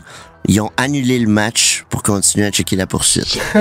C'est énorme, là. Aïe, aïe, la grosse affaire, là. Ouais, fait que ça c'était le 17 juin. Après ça, il y a eu son procès qui était diffusé à la TV aussi, qui a été ultra médiatisé. Un gros événement. Le 3 octobre en 1995, le jury a donné un verdict de non coupable. Fait que ça a fait un esti d'affaires. Parce que le gant fitait pas. Ouais, c'est ça, c'est l'excuse. Ouais. Puis ça a été diffusé. Le procès, quand il y a eu le verdict, il y a eu plus de 135 millions d'auditeurs à la télé. C'est fou, c'est le plus gros procès médiatisé. En 1997, 2 ans plus tard, il y a un autre jury qui s'est formé, qui était à 90% des Blancs. Puis ils l'ont reconnu coupable. C'était vraiment précisé que il y avait un noir, juste pour faire bien deux asiatiques, un latino, puis le reste c'était tous des blancs. Puis là il a été jugé coupable. Il a été reconnu coupable. Ils l'ont pas emprisonné parce que ça avait foiré le premier coup, mais il a été obligé de verser en dommages et intérêts 33,5 millions. Quand même pas pire, hein? Ouais, il manquait pas de fric, là. Mais en dommages et intérêts par rapport à la famille? Ouais, je présume que c'était à la famille. Là, c'était pas précisé, mais je suis pas mal sûr que c'était à la famille. Là. Mais il a pas fait de prison, en gros. Non, pas pour ça. Tabarouette. Il a quand même été chanceux pour avoir fait un meurtre. Il a tué 2 personnes. Un double meurtre. C'est comme ça. Ça s'est joué sur des détails, genre. Ouais. Si c'était prémédité ou pas, est-ce qu'on le sait, ça? Non, c'est clairement prémédité, c'est parce qu'elle le trompait. Il les a pognés, genre, puis il les a stabés en train de fourrer, genre. Ça doit être quelque chose de même, là. Ça ressemble à ça. Mais puis il retrouve un gant, mais là, le gant, il fitait pas, mais tu sais, c'est-tu la pluie qui a fait rapetisser le gant? Ou juste, tu peux te mettre un gant trop petit. C'est ça, tu sais, c'est comme, tu sais, il mettait des petits souliers, mais ouais, mais c'était justement, hey. Ouais, c'est ça, justement, il avait peut-être pensé à son affaire, puis il s'est mis un plus petit gant là, pour camoufler les preuves. C'est un peu tout ça. Ou c'est peut-être juste ça qu'il avait sous la main, peut-être aussi, tu sais. C'est le cas de dire. Ouais. Fait que c'est ça, genre, il a dû verser, c'est ça, 33,5 millions. Après ça, sa vie a commencé à crasher plus. Genre... Il voulait, tu sais, je me rappelle pas du nom de la ville, je l'ai pas noté là, mais c'est aux États-Unis. Puis c'était pas une grosse ville. Puis c'est devenu le slogan de la ville, c'est devenu genre Welcome to, je pense que c'était Brenttown ou quelque chose comme ça. The Butcher of Brenttown, the town of with the butcher, genre. C'était ouais. Il y avait le slogan de la ville, ça disait que genre O.J. Simpson le meurtrier, genre. Puis là il se faisait genre taguer sa maison par les voisins qui le pensaient coupable, puis des shit de même. Mais il s'est fait offrir 4 millions pour sa maison, puis il a refusé l'offre. C'était un fucké. Il n'y avait plus une scène en plus. À ce moment-là. Ouais. Fait qu'après ça, le temps a passé. On part de 97 quand il y a eu son verdict. Il y a eu d'autres accusations. En 2001, pour vol de voiture, voie de fait, possession d'ecstasy. Ouais, puis ça va bien. Ouais, puis après ça c'est la grosse affaire. En 2007, il est allé à Vegas, puis pour un mariage, puis il y a quelqu'un au mariage qui a dit qu'il y avait des collectionneurs d'articles sportifs qui étaient là pour faire des enchères avec des articles de O.J. Simpson. OK. Puis que lui, il clamait que ces articles-là avaient été volés par des membres de l'équipe. Fait qu'il a sauté une coche. Il est parti avec ses chums dans le casino. Puis ils ont kidnappé 2 des antiquaires. Ils les ont séquestrés, ils les ont battus. Ils ont volé plein d'affaires dans le casino avec des armes pis tout. Pendant son procès, il a plaidé que genre il savait pas que les autres avaient des armes pis tout. Fait qu'il a été reconnu coupable, puis il a été condamné à 33 ans de prison. Mais en 2017, il a été libéré après 9 ans de prison. Fait qu'il a fait à ses 70 ans, l'année de ses 70 ans. Il a été libéré en 2017, fait qu'il y a 3 ans. Fait que là, officiellement, il est libre comme l'air, puis il fait ses affaires. C'est un personnage. Hey. Ouais. Fait que ça résume pas mal le personnage. C'est ça un esti de fucké, le gars, clairement. J'ai un fun fact. Vas-y. Saviez-vous que c'était le parrain à Kim Kardashian? Ah ouais? Ah non, je savais pas. Ouais, parce que son père, la façon qu'il a fait son athlète olympique. Mais c'est pas ça, son père, la façon qu'il a fait sa fortune puis son nom, c'est que c'était l'avocat d'O.J. Simpson. Ah oui, c'est vrai, c'est ça. Puis c'était son bon ami, fait que c'est comme ça qu'il est devenu le parrain de sa fille, de Kim. Puis que l'autre s'est fait connaître. Dans le fond, Kim Kardashian, à la base, c'était genre la fille de genre l'avocat de O.J. ouais. Ah, c'était Robert Kardashian, je me trompe pas son quoi. Faut voir que je sais ça, mais c'est ça pareil. Puis, ouais, c'est ça, O.J. il a joué dans plein de films aussi dans sa carrière, comme Naked Gun, là, l'agent fait l'affaire, c'est le policier noir. Là. Il a joué dans plein d'autres séries, puis des affaires. Fait que c'est quand même une personnalité connue aux États-Unis. Ouais, je sais pas si tu sais, genre, il a écrit un livre, genre, par après de si je l'aurais fait de même, genre. Puis c'est un livre où il raconte que c'est pas lui qui l'a fait, mais si je l'aurais fait de même. Ouais. Il a vraiment fait ça. Ouais, non, ce gars-là, il est rendu là, il a comme plus, on a plus rien à perdre, sans calisse ben raide, Aïe, parce que tout le long, c'est genre si, pis si, fait que ça prouve rien, ça n'incrimine en rien, mais. Pas mal ça pour moi. C'est un esti de fois qui est en gros, là. Ouais, pis, c'est quand même très drôle. Ah ouais, c'est une marde. Une grosse marde. J'aurais pu en parler d'autres, là, il y en a une couple, mais j'ai pas. J'ai fait ça en 15 minutes avant. Chris Benoit. Ouais, Chris Benoit, ouais, le lutteur. Ça, il a tué sa femme, ses enfants, puis il s'est suicidé. En lisant plein de shit de la Bible, ça fait genre puis, des jours non, mais c'était à cause des stéroïdes, ça a été prouvé, son médecin il donnait des trop grosses doses de stéroïdes, fait que ça l'a rendu fucking agressif et fou, genre. Il a viré une coche. Il existe plus dans l'histoire de la WWE. La WWE a tout éliminé ses affaires parce que c'est un Hall of Famer officiellement de la WWE, c'est un grand lutteur. Genre. Mais là, ils ont recommencé à mettre des affaires de lui un peu, là. Mais ouais, il a été éliminé des sites. Genre, il a jamais existé. Là. Ouais, il a jamais rien fait. Il repasse pas des matchs qui est dedans, même s'il y avait des gros matchs à WrestleMania puis des trucs. À cause de ce qu'il a fait, là. Ouais, mais il a tué sa femme et ses enfants. À l'époque, c'était juste tous les gars, genre Randy, Macho Man, c'était tout ça. Là. Ouais, il était tous ses stéroïdes, mais lui, ça a été prouvé, le médecin, il a été accusé, là, je me rappelle pas, mais il a été reconnu coupable, là, il donnait des doses extrêmes de stéroïdes, fait que ça l'a rendu fucké. C'était question de temps, là. Ouais. Fait que oui, c'était tout pour moi. Ah, t'es sûr, Carl. Tu vas-tu être capable de faire ton sujet ou tu vas t'endormir? Oh, bonne question. Ça va être sûrement comme l'autre, là. je vais te déstabiliser au début, comme ça tu vas rien pendant 15 minutes. Il a long à monter ton sujet, mon gars. Qu'est-ce que c'était long? Ouais, mais aussi t'as... Tu vas t'as coupé, hein? Bon, mais t'aurais dû couper, ouais. Et toutes les silences, genre, pour les... Hey, yes, man. Ben voilà, ah ouais. Ben, c'est drôle. Mais je vous avertis, nous on a eu... pu... Ah, vas-y, Carl. Ah, encore, allez, vas-y, toi. Nous, on a eu 2-3 petites coupures là, dans le podcast en ce moment, là, à la maison. Okay. Là. Je pense que j'en demande 3 à mon laptop, mais j'ai été capable de tout de suite faire stop record encore là, pour que ça reprend. Okay. Là, fait qu'on n'a pas trop de pertes dans nos affaires, mais il y a peut-être des petits bouts que tu vas avoir des pertes sur la track. Là, ok. Puis tu mettras des bruits de paix. Tu peux ne pas les mettre aussi, puis tu verras là, avec la track zoom. Ouais, là, ça va donner. Peut-être que ça sera pas si pire non plus, là, parce que des fois ça va être juste quelques réactions. Là, ouais. Genre.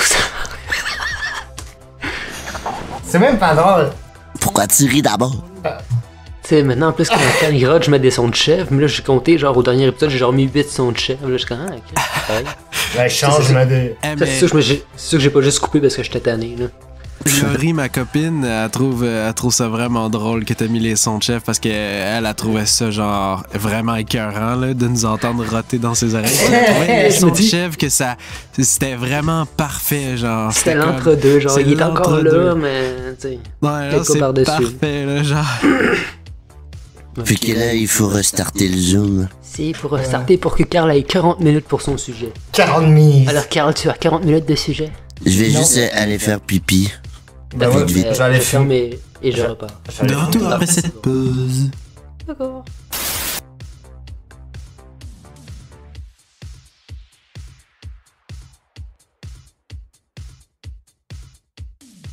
On June 17, 1994, O.J. Simpson became the most famous fugitive on the planet.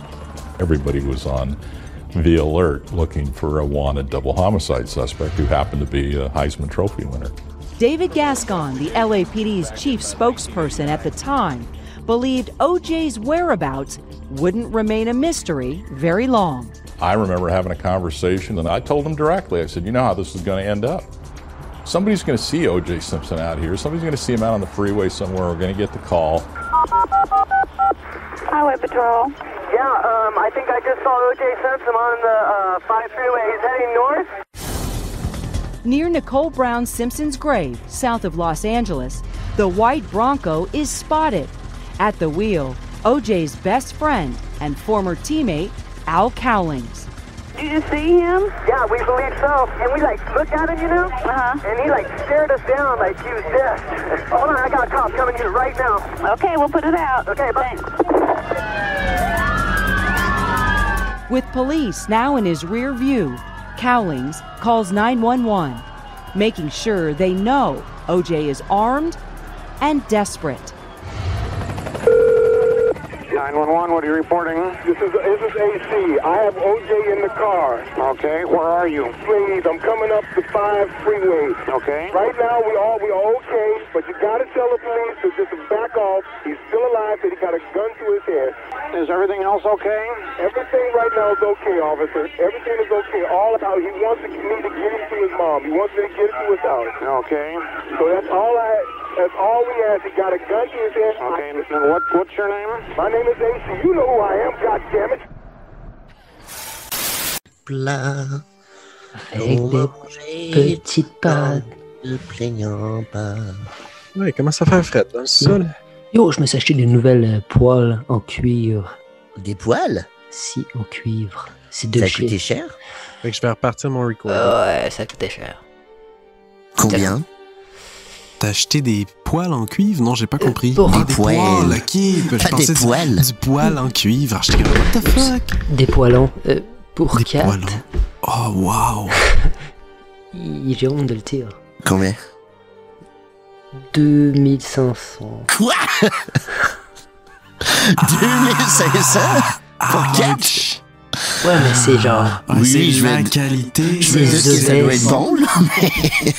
Ah, wow, mais ça tu t'es payé vraiment...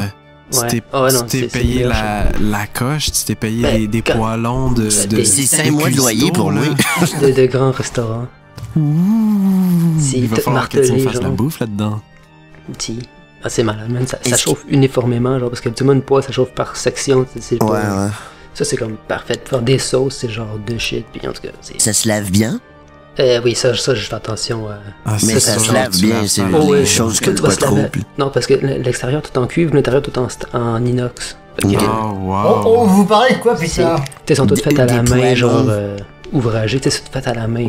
Il a payé 2500$ pour 4 poêlons. Quoi? Voilà. 2500? Mais t'es un fou! Salvo!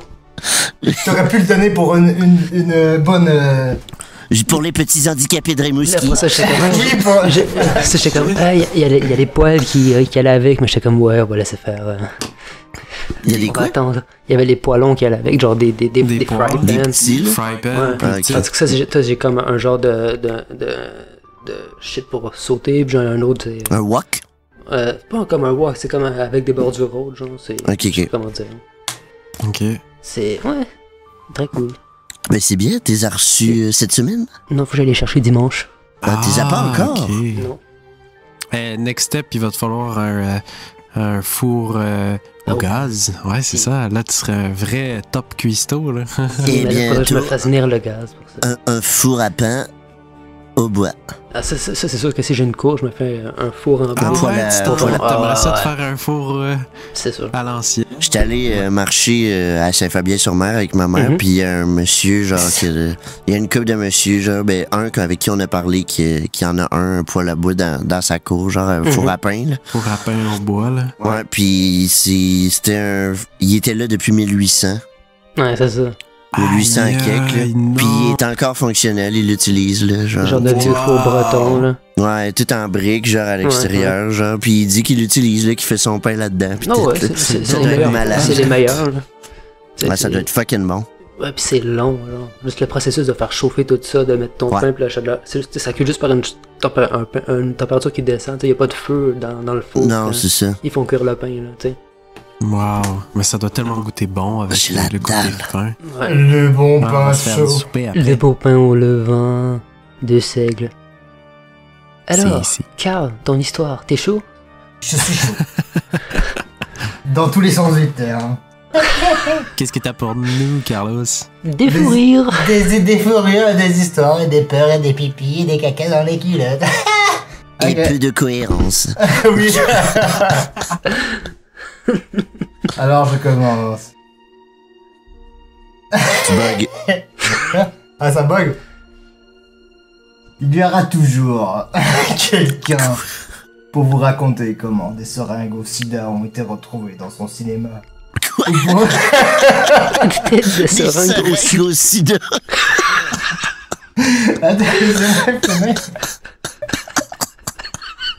Je pourrais pas m'empêcher. Des seringues au sida. Des seringues assaisonnées de saison au sida. Des seringues au sida. Ou pourquoi des migales sont planquées dans le tronc de votre fœtus. Mais quand c'est FQ. Oh putain de merde. C'est surtout avec ta voix, c'est encore pire quand tu le fais. Mais quand il s'agit des légendes urbaines qui font vraiment flipper, là il y a le moins du monde. Les histoires que vous allez lire ici sont peut-être fausses, peut-être pas. Donc je commence. La première histoire s'intitule « Les humains aussi peuvent lécher ».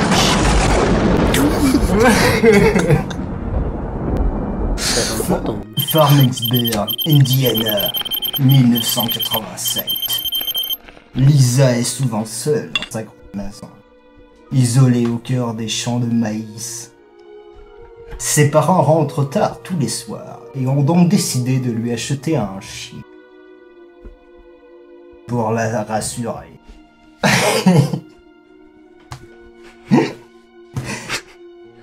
Une nuit, elle est réveillée par un bruit d'eau qui goutte. Elle se lève et va fermer le robinet de la salle de bain. En se recouchant, elle glisse sa main sous son lit et son chien lui lèche. La lèche. C'est classique cette histoire-là. Ah oui, et c'est je roule la cerise. Cela rassure. Le bruit continue et elle décide d'aller resserrer le robinet dans la salle de bain. Elle se recouche et glisse de nouveau sa main sous son lit. Et son chien la lèche de nouveau. Mais elle a mis du beurre de pinot. Si. Mais le bruit continue et Lisa n'arrive pas à dormir. Elle fait un dernier tour de la maison sans rien trouver et se recouche donc en glissant sa main sous le lit. Le chien la lèche de nouveau. Oh, le chien. Le bruit est toujours là et Lisa décide de localiser sa provenance. Le son vient de son placard. En l'ouvrant, elle découvre son chien égorgé, suspendu par les pattes arrière. Bien fait avec la barre. Se vidant lentement de son sang. Sur la porte du placard, un message écrit en lettres de sang. Les humains aussi peuvent lécher.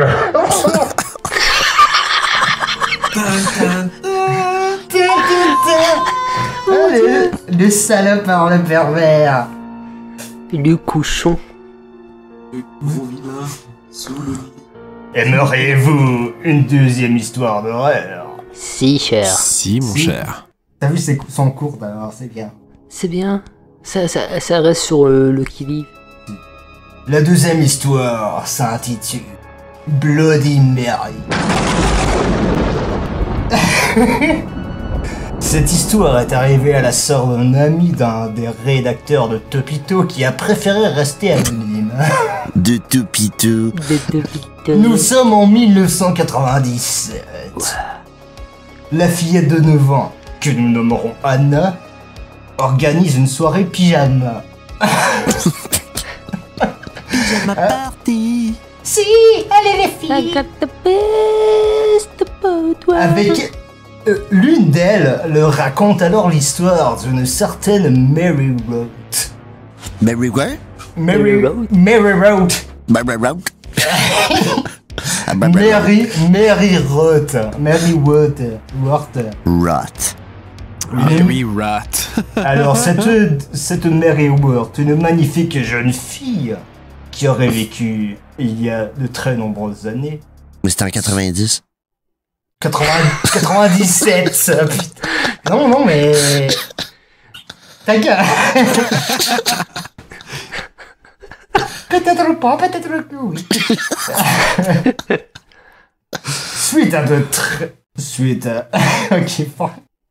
Suite à un très grave accident, Mary s'est retrouvée horriblement défigurée. Sachant à quel point cela la rendrait folle de voir son beau visage abîmé, ses parents l'interdirent de voir son reflet. Ils jetèrent tous les miroirs de la demeure sauf un, celui de leur salle de bain personnelle. Une nuit, Mary se fila discrètement dans la pièce. Dès qu'elle découvrit son visage, elle s'effondra de peur. Elle voulait tellement retrouver son ancien reflet qu'elle marcha directement dans le miroir pour le retrouver.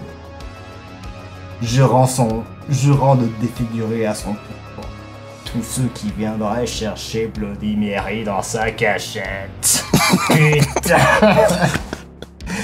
Après avoir entendu cette histoire, Anna et ses amis se disent que ce serait une bonne idée d'essayer pour voir. Elle s'enferme alors dans la salle de bain et répète devant un miroir Bloody Mary. Bloody Mary. Bloody Mary. 3 fois Bloody Mary. Bloody Mary. Soudain, une des amies d'Anna se met à hurler.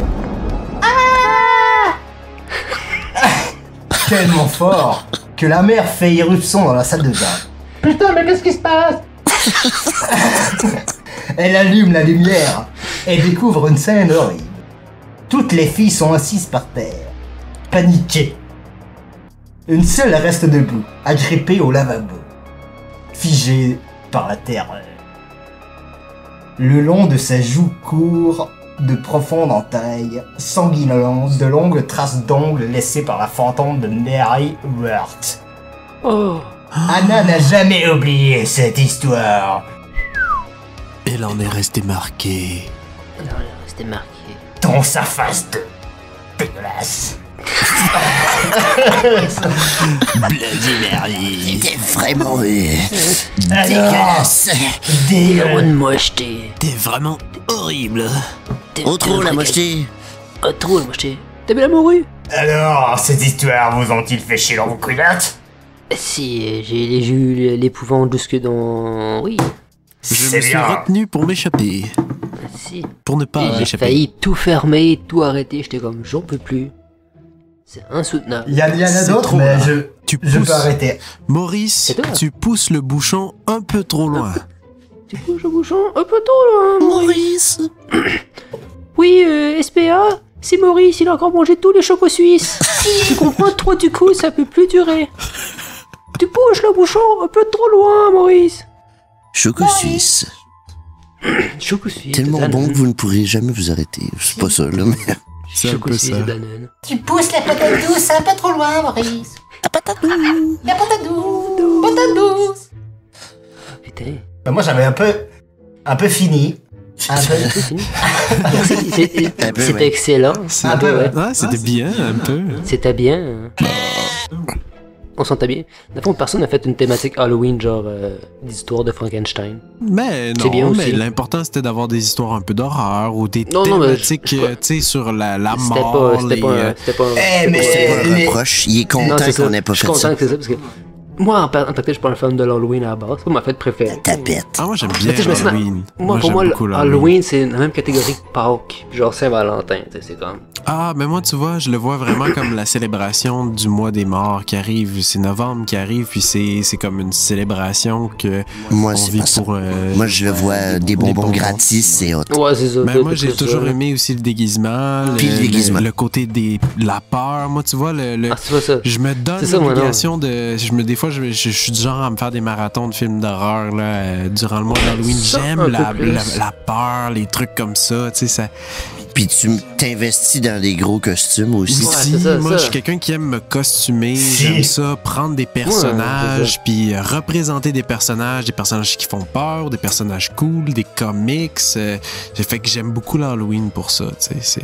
Ouais, c'est ça. Toi, tu te déguises pas, François? Non, c'est ça. C'est comme... Tu sais, si tu te déguises à 4 ans, c'est cute. Moi, je trouve en haut de ça, c'est pathétique. Mon avis personnel.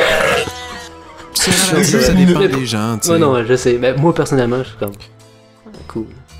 Moi, je trouve que je mets un peu de piquant dans la vie des autres gens qui me voient déguisé puis qui me trouvent juste drôle puis qu'en même temps, ça rajoute un petit quelque chose, tu sais, puis moi, j'aime ça. Fait que, tu sais, ça dépend toujours du goût. Non, c'est ça. Moi, j'aime ça me déguiser, mais c'est BS. Mais tu sais, toi, t'as le droit de pas aimer ça puis c'est bien correct aussi. Tu sais, tant que t'acceptes qu'il y a des gens, peut-être, exemple, à ta job, qui pourraient trouver ça drôle puis que tu vas trouver ça drôle de les voir déguisés. Ça, c'est ridicule en haut d'un bureau. Tu sais, ça paraît que tu vas dans un bureau quand tu te déguises au travail, tu sais. Ben vous autres, vous pourriez pas. Ah ouais, surtout, jeudi, qui est arrivé déguisé? Tout le monde de bureau. Il n'y a pas un Christ de gars dans le chat qui était déguisé. Mais vous pourriez pas, là, vous autres, là? Ben, tu sais, tu pourrais un petit peu, dépendamment... Mais tu sais, si ça met des assis de longues manches ou genre, tu sais, c'est santé, sécurité, ça marche pas, là. Tu t'organises pour être quand même capable de travailler. Personne ne l'aurait fait. C'est pas ça qui les arrête, là, tu sais. Tu sais, moi, cette semaine, j'étais déguisé, là. Puis je contrôlais le robot, puis j'étais en... Non, ben non, juste une journée quand même, là. C'était mercredi pour nous, à la place, étant donné que la réunion générale était le mercredi, sinon ça aurait fait du sens de le faire le vendredi. C'était quoi ton déguisement? J'étais déguisé en médecin qui venait de faire une opération. J'avais Il a mis la photo sur Facebook. J'ai mis la photo sur Facebook. Ah si? Ah si! Et c'est ça, j'étais en médecin qui a fait une opération sur des patients. Donc, il y avait j'avais un sarrau avec du sang partout sur moi, avec mon masque à gaz, mes cheveux blancs et mes gants. Donc, un classique médecin qui essaye de trouver le remède au COVID, quoi. Donc, c'était ça mon déguisement cette année. J'ai peut-être des idées, mais mes patients étaient très récalcitrants et ont Ils n'étaient pas patients. Ils n'étaient pas patients. Quel village. Alors, vous, l'Halloween, les mecs, Carl Alex, vous aimez l'Halloween? Oui, moi j'aime ça. C'est pour les bonbons. Moi, pour les bonbons, puis j'aime ça me déguiser, mais j'investirais jamais dans un déguisement. Tu sais, comme la dernière fois qu'on a fait le party chez Ellie, je me suis rasé la moitié de la face. Tu m'as fait un maquillage dégueulasse, puis j'avais un hachoir, puis un chandail de hockey, tu sais. Ça m'a coûté zéro. C'était un tout-ski de déguisement. Ouais, c'était un tout-ski de rien, ouais. De merde. Oui, effectivement. Ouais, on a une photo justement de nous deux, moi j'étais en hippie. Ouais, c'est des belles photos. En hippie pour la 4e année de suite, toi, d'ailleurs. Ben ouais, moi aussi je prends tout le temps les vieux mêmes déguisements. C'est correct. Lui, c'est colo. Oui. L'important, c'est que moi, je suis déguisé en frustré dans le coin. C'est ça. Puis t'as toujours ton estime masse de singe, genre. Je l'ai eu une année, puis ça, c'est genre l'effort que j'ai fait genre en 10 ans pour me déguiser. Genre, je me suis acheté un masque de singe que j'ai mis 15 minutes. J'ai fait comme fuck off. Ben, un masque, c'est le pire, c'est la pire affaire. Mais c'est le plus gros que je vais faire. Ouais, c'est bien correct, c'est quand même un effort, peu importe. T'étais un singe métalleux. Ouais, c'est ça, on va dire. On va dire. Et vous faites quoi pour l'Halloween demain? Rien, moi j'ai sorti mon BB gun puis je tire les petits enfants qui marchent pour Halloween. C'est non. Rentre chez vous. Mais tu sais, je veux dire, de nos jours, si t'as pas un char, tu peux pas passer l'Halloween, c'est pas rentable. Non, tu peux pas faire ça à pied. Ça, je suis d'accord avec toi. Maintenant, les parents c'est là la doivent différence quasiment se promener avec les voitures parce qu'il n'y a pas beaucoup de maisons ces rues qui donnent des bonbons. Non, c'est ça. Je faisais ma rue, il y en avait genre deux. C'est rendu cher, là. Les boîtes de bonbons, là, c'est genre 10, 11, 12 piastres pour genre 40 petits sachets de Maynards qui en a quasiment pas dedans, là. C'est cher. Ah non, moi j'ai vu des boîtes de 95. Oui, mais c'est cher, là. À $10. À 10 $, mais exemple, ça c'est des petits chocolats, mais les Maynards, c'est pas donné là quand même. Là. Puis je veux dire, il y en a pas tant que ça dans les sachets. Là. C'est de l'air, tu payes pour le plastique d'enrobage plus que pour autre chose. Comme des Lays. Exact. Comme les chips. Je me souviens quand j'étais petit, je pensais à Halloween, il y avait sur ma rue, il y un gars qui donnait genre des barres de chocolat, mais les huge. Des vrais, ouais. Des grosses barres, ouais. Ah, les grosses. À chaque fucking enfant. Ouais, c'est nice, ça. Oui, il y avait madame qui donnait des peanuts, des cacahuètes. Ah, oui. Moi, c'était ceux qui donnaient les raisins secs, j'étais en tabarnak. Mais est-ce qu'il donnait en sachet au moins ou. Non. Des vrais peanuts, ouais, genre des peanuts avec les. Moi aussi, elle donnait genre dans les cailles, elle donnait genre une poignée de peanuts avec la finissure, ça avait plein de bonbons, il y a une peanut décollée dans le fond. Qu'est-ce qu'on s'en calisse de ça? Puis tu sais, je veux dire, maintenant, genre, tu peux même pas avoir genre une bâtonne avec des peanuts dans ton lunch, puis là, à l'époque, genre, elle a donné des poignées de peanuts à tous les enfants qui étaient c'est pour ça que. Moi, c'était il y en avait pas d'allergie. Ah, c'était les madames ou les messieurs qui donnaient, tu sais, il y avait un bol de réglisse, là, puis ils pognaient une coupe de réglisse puis ils en droppaient dans ton sac, là. Ça, dans le temps, ça se faisait, tu sais. Moi, le seul truc qui moi, le seul truc qui me mettait à tabarnak, c'était les raisins secs. Ouais, j'ai comme... Calez ça au vidange, c'est pas bon jamais, genre. Ou tu sais, les jujubes qui sont censés être santé. Toi, mange-le, tu sais, quoi. Les jujubes santé, là, des fois qu'on retrouvait dans nos sacs, là, ça, des fois, ça arrivait. La tire Sainte-Catherine, c'est pas un cadeau. Ouais, non, ça aussi, c'est dégueulasse, ça. C'est genre des bonbons en mélasse, c'est non. Moi, des fois, j'aimais ça quand même, mais tu sais, c'est du genre que tu manges. Des caramels, c'est non. Moi, j'aime ça, les caramels, mais des fois, c'est ce que tu mangeais à la fin de ton sac. Tu sais, quand il restait plus grand-chose, c'est ce que tu mangeais. Les chips partent en premier. Les dents dessus, arrivé en décembre. Ça part en premier. Ah ouais, les petits sacs de chips, ça, c'était sûr. C'était comme. C'était le first to go. Ouais, ça, c'est sûr. Moi, à Halloween, j'allais chez une de mes amies d'enfance à Repentigny, genre, pis ici, tu sais, c'est ultra banlieue, genre, fait qu'il s'est rempli, toutes les maisons étaient décorées, genre je revenais avec comme 3 sacs, là. Ouais, c'était fou, puis ce qu'on faisait, c'est qu'on revenait, puis on se faisait des échanges de bonbons après, genre. Fait que moi, les chips, vu que je suis moins chips, puis je suis plus bonbons, j'ai tradé tout, genre, contre plein de bonbons. Ouais, les chips, ça vaut cher, là. Exact, ça valait cher. L'échange de bonbons, il y en a pas beaucoup. Ça vaut. Pour un chip, tu peux quand même avoir beaucoup de choix de bonbons, ouais. Je choisissais les meilleurs de chaque. Puis... C'est sûr que tu vas avoir 2 Starburst. Facile. Facile. Moi, je trouvais je trouvais ça cool de trouver les bonbons les plus fucked up. Tu sais, quand tu recevais des bonbons qui étaient soit sûrs ou genre des gommis en forme de nez ou des affaires vraiment spéciales. Juste des bonbons pas communs. Ouais, des pas communs, là, genre que tu mais ça, il faut que tu tombes sur les bonnes maisons, tu sais. Ouais, mais des fois, t'en cherches les bonnes maisons. Vraiment fucked up, tu sais. Puis aujourd'hui, j'essaye de chercher des bonbons fucked up à donner à des enfants, puis j'en trouvais pas tant que ça, tu sais. Fait que, Faut que tu fasses venir du Japon, genre tu donnes des Kit Kat au wasabi, genre ils comprennent rien. Ça coûte 350 pièces de Kit Kat, c'est dans le 12, mais... Ouais, pis 300 pièces de shipping. Kit Kat au wasabi. Non, mais tu sais, t'achètes des sacs de jujubes, genre fucking pas cher, là. De la ramasse. Ouais, des fois, ils sont pas terribles non plus, là, tu sais. Il faut un mix un peu de tout. T'achètes des trucs au Dollarama, puis t'en achètes des bons aussi, tu sais. Moi, je serais du genre à donner des Pop-Tarts ou des Rice Krispies. Ouais, ou des bols de céréales. Non, moi, je vais leur donner un bon conseil. Ouais, moi, je leur donne... Brossez-vous les dents. Brossez-vous les dents. Ouais, ça, tu leur donnes de la part d'avant. Moi, je vais leur donner un bon conseil. Au lieu de manger les bonbons qui vous donnent des caries, brossez-vous les dents. Demande à tes parents de mieux t'éduquer. Voilà ton conseil. Mon père, ce qu'il faisait, quand il y avait tu sais, des fois, quand t'es ado, tu y vas, pis t'es un peu trop vieux pour passer l'Halloween. Ouais, t'es limite, genre. Pis genre, mon père, quand c'est arrivé, genre, il donnait une patate au gars. Il leur crissait genre 2 patates dans leur sac. Il leur donnait pas de bonbons, juste des patates? Il leur donnait des patates. Parce qu'il était comme, vous êtes trop vieux, d'arrêter ça. Puis il leur mettait 2 patates chaque dans leur sac. Des patates chaudes? Non, c'est des patates crues, là. J'avoue que ce serait bon des patates qui sortent du four. Ouais, c'est ça, c'est le vieux plastique fond, là. Oh, wow. Une patate au four. Ouais, peut-être au four, il y a un petit boulette puis un peu de bacon dedans. Ouais, puis c'est gratiné, genre. Pour vous, les burgers dans le fond. Patate. Avec de la crème saute. J'ai la dalle en plus. La bouffe, là. Bouffer. Alors, sur cet Halloween... C'était le spécial Halloween, les boys. C'était très chouette. Très content d'avoir fait ça avec vous. C'était très chouette. J'ai craché partout sur le micro. Il doit y avoir plein de corons dedans. 5 histoires à vous coller les chocottes. Oui, en effet. Oui. Et vous faire frissonner cheveux dans le fond du fion.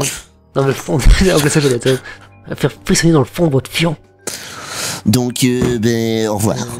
À la semaine prochaine. Faudrait se créer une outro, genre, parce qu'on n'est jamais capable. Ouais, c'est toujours dégueulasse. On a chié. Il faudrait une petite sortie. Absolument, je fais toujours finir ça sur genre la dernière connerie que Carl a dit. Ouais, c'est ça, c'est correct. Ça marche bien, ça. Faut pas toujours compter sur moi. Allez, fais juste parler, ça va être correct. Absolument, il fait genre des madres. Ça finit là-dessus, là. Mais toi aussi, man. Ou sinon, le classique au revoir en canon, c'est bien aussi, là. Ok, mais là, on vient de tout foirer. Fait que juste, on coupe ça live. Au revoir. On le fait en do majeur. Oh, on a. Oh,